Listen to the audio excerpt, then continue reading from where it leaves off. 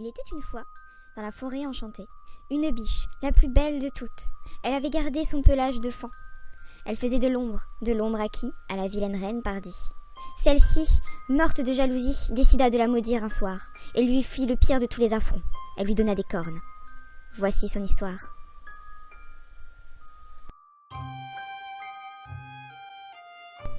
On commence le maquillage avec le fond de teint et que j'applique avec le dupe de l'Artist Brush sur l'ensemble de mon visage, histoire d'avoir un teint unifié.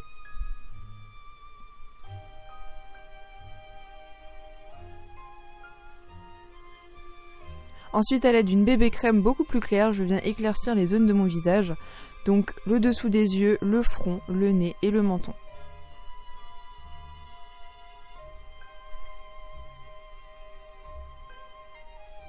Vous pouvez prendre un fond de teint plus clair si jamais.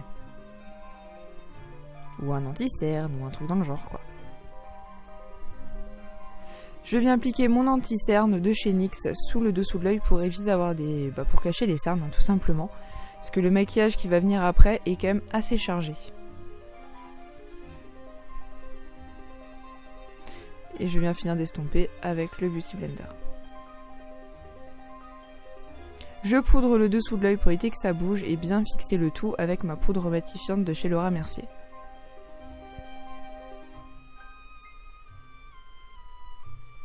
Place aux sourcils et donc c'est avec le Time and Frame de chez NYX qui est une pommade que j'aime beaucoup. Donc je dessine mes sourcils comme à l'habitude. Bon, et bien évidemment, on fait le deuxième à chaque fois. Voilà. Avec un fard noir, je vais venir en fait dessiner et creuser mon creux de paupière et on va commencer à faire un smoky œil de biche. Eh oui, une biche sans œil de biche, c'est pas une biche. Donc je viens avec un fard marron mélangé à du noir pour vraiment avoir un joli smoky. Mais je voulais pas que je soit non plus trop chargé et je travaille beaucoup le creux de paupière pour avoir quelque chose de très défini. Et je viens flouter pour éviter les démarcations.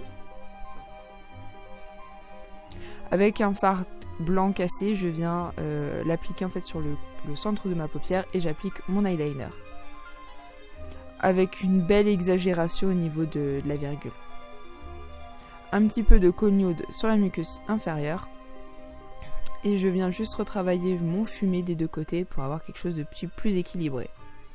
Place au blush et au visage, du coup avec un blush orangé, je viens faire un espèce de contour ultra forcé, donc des tempes, le front, et je vais descendre après au niveau de la mâchoire pour vraiment bien définir le visage. Donc on n'hésite pas à bien exagérer, j'aurais pu exagérer encore un petit peu plus, j'y suis allée un peu soft encore. Avec un blush orange, je viens repasser au-dessus pour apporter un petit peu plus de couleur.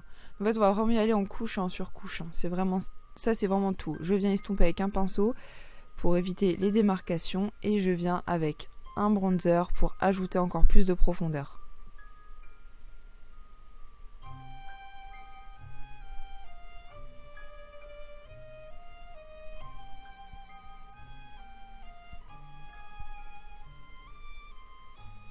Et on n'oublie pas le cou. Eh oui. Donc je descends de la mâchoire jusqu'en bas du cou et je laisse le centre bien blanc. Pour information, je regardais un dessin animé en même temps. On y va de couche en couche, enfin vraiment allez-y mollo et dosez au fur et à mesure. Maintenant on va attaquer le nez parce que il faut faire le contouring du nez, donc avec le blush orangé je viens faire en fait tout simplement, je viens dessiner le contour et je vais faire pareil, je vais ajouter le marron et je vais ajouter le fard orangé pour avoir exactement les mêmes teintes.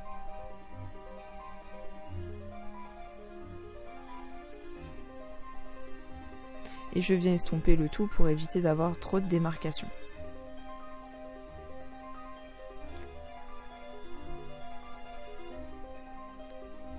Avec la bébé crème, je reviens corriger le nez et vraiment bien éclaircir le museau. Et en même temps gommer les petites aspérités, les petits dépassements que j'ai pu avoir avec l'ombre à paupières. Et je retrace le trait bien fin pour avoir quelque chose de bien défini.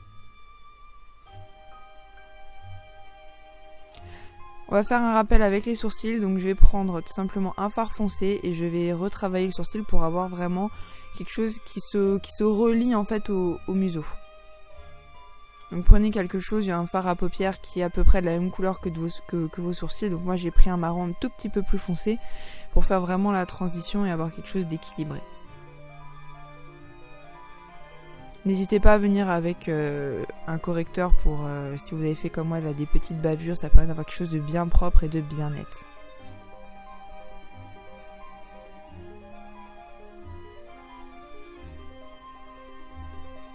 Je passe sur mes lèvres pour gommer en fait mes lèvres tout simplement pour la suite. Et je viens avec le même fard que j'ai utilisé sur mes sourcils pour creuser vraiment le regard. Et je viens directement du coup en coin interne pour creuser le regard quoi. Au ras de cils, j'applique un fard noir vraiment pour avoir le côté œil de biche.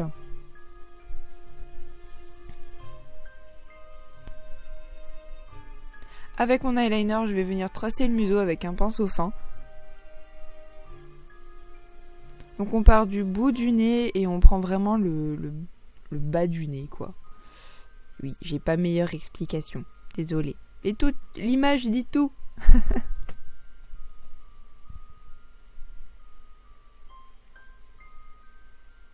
Pour le coup, je vous conseille vraiment de prendre un eyeliner waterproof si vous voulez que ça tienne vraiment toute la soirée. Ça évitera que si vous vous mouchez que ça parte trop en cacahuète.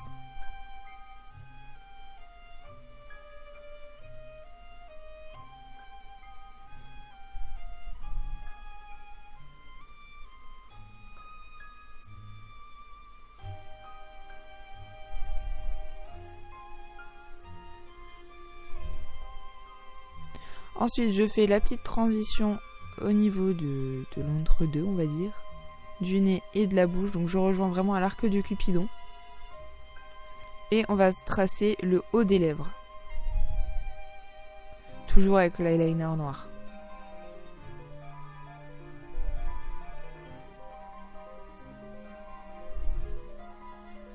Alors n'hésitez pas à bien exagérer la lèvre si vous avez les lèvres fines. Vous pouvez vraiment vous faire plaisir et exagérer la taille de vos lèvres si vous le souhaitez.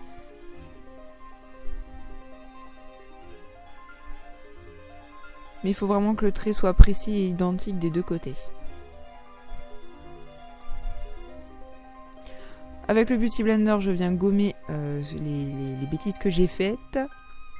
Et avec un fard blanc que j'ai humidifié, je viens en fait faire les petits points un petit peu partout. Petits points blancs de la biche fan. Avec un eyeliner, je vais en faire des tout petits un petit peu partout. Pour le bas de mes lèvres, j'utilise un rouge à lèvres Nude, donc là c'est le Snuggle de Ella Girl. Et j'ai simplement ajouté des faux cils en ras de cils et des faux cils en haut pour avoir un effet œil de biche. Place à la coiffure, donc pour cela, bon ça n'est pas du tout obligatoire, hein, mais je me suis dit je le rajoute quand même. Donc j'ai simplement scindé ma tête en deux, entre guillemets. Et de chaque côté en fait j'ai fait des petites torsades sur le sommet du crâne que j'ai attaché avec un élastique transparent.